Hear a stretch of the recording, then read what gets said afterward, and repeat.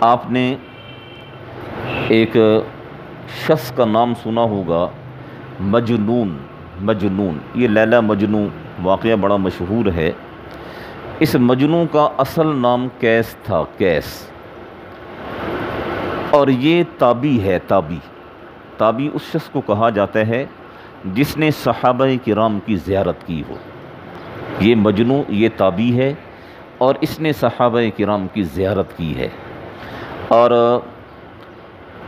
حضرت حسن رضی اللہ عنہ، جو حضرت علی المرتضیٰ رضی اللہ عنہ کے بڑے صاحبزادے ہیں، حضرت فاطمہ رضی اللہ عنہا کے لخت جگر ہیں، اور آپ صلی اللہ علیہ وسلم کے نواسے ہیں۔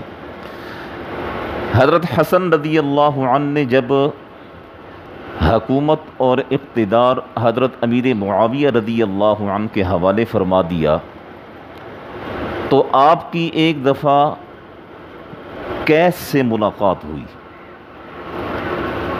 تو آپ نے قیس سے کہا کہ قیس، ہم نے اچھا کیا ہے نا، حکومت جن کی تھی ہم نے ان کے حوالے کر دی۔ تو اس نے کوئی جواب نہ دیا۔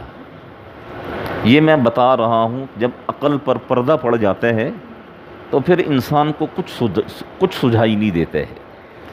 تو حضرت حسن رضی اللہ عنہ نے دوبارہ فرمایا کہ قیس، ہم نے اچھا فیصلہ کیا ہے نا، اقتدار جن کو زیبا تھا ہم نے ان کے حوالے کر دیا، حکومت جن کا حق تھا ہم نے انہیں دے دی۔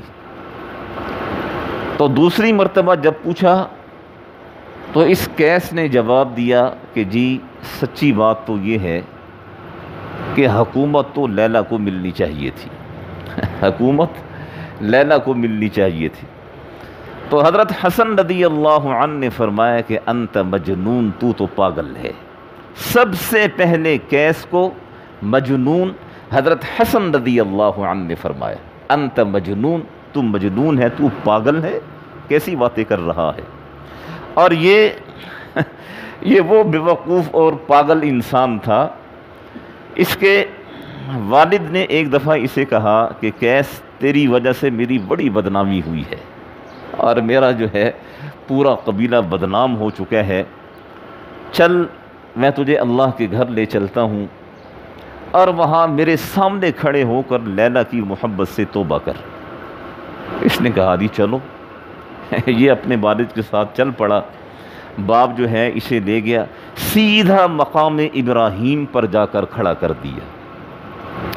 اور جب مقام ابراہیم پر کھڑا ہوا تو باپ نے کہا کہ قیس، یہاں کھڑے ہو کر توبہ کرو اور معافی مانگو۔ تو اس نے دعا کے لیے ہاتھ اٹھائے، اور اس نے پتہ کیا کہا؟ اس نے کہا الہی تبت من کل المعاصی، اے اللہ میں ہر قسم کے گناہ سے توبہ کرتا ہوں، اے اللہ میں ہر قسم کے گناہ سے توبہ کرتا ہوں، ولیکن حب لیلا لا اتوب، لیکن لیلا کی محبت سے میں توبہ نہیں کرتا، لیکن لیلا کی محبت سے میں توبہ نہیں کرتا۔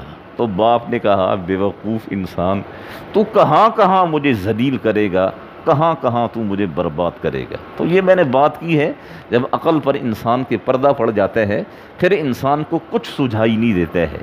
ایک دفعہ کسی نے دیکھا، یہ ایک کتے کو چوم رہا تھا، ایک کتے کو چوم رہا تھا۔ تو کسی نے کہا کیس، یہ ناپاک اور نجس چیز ہے، اسے کیوں چوم رہے ہو؟ تو کہتے تمہیں کیا پتہ، یہ تو لیلا کے گھر کے آس پاس سے ہو کے آیا ہے۔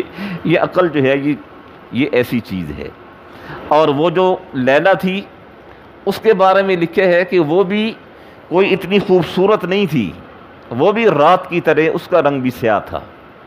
تو کسی نے اسے کہہ دیا کہ تیرے اندر کون سی ایسی خوبی ہے تو بالکل سیاہ رنگت کی، اور کوئی خوبصورتی نام کی چیز تیرے اندر نہیں ہے، پھر کیا بات ہے، یہ دیوانہ تیرے اوپر کیوں مرتا ہے؟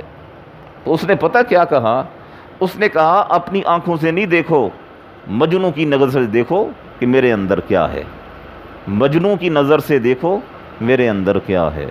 تو یہ اللہ جل شانہ سے ہمیشہ گیلانی صاحب ہنس رہے ہیں، اللہ جل شانہ سے ہمیشہ عافیت مانگنی چاہیے، اور عافیت عقل سلیم مانگنی چاہیے، اور عقل سلیم، صحیح دماغ، یہ اللہ جل شانہ کی بڑی رحمت ہے اور بڑی مہربانی ہے۔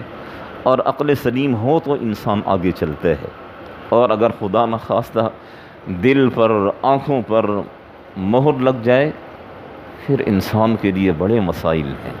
میں نے عرض کیا نا کہ یہ شخص یہ تابی تھا، اور دیکھیں کتنی بڑی ہستی آپ صلی اللہ علیہ وسلم کے نواسے سے اس کی ملاقات ہوئی، اور نواسا وہ کیا پوچھ رہا ہے، یہ بیوقوف کیا جواب دے رہا ہے، تو یہ عقل پر پردہ پڑا ہوا ہے۔ اللہ جل شانہ سے دعا فرمایا کریں، اللہ جل شانہ ہم سب سے عافیت والا معاملہ فرمائے۔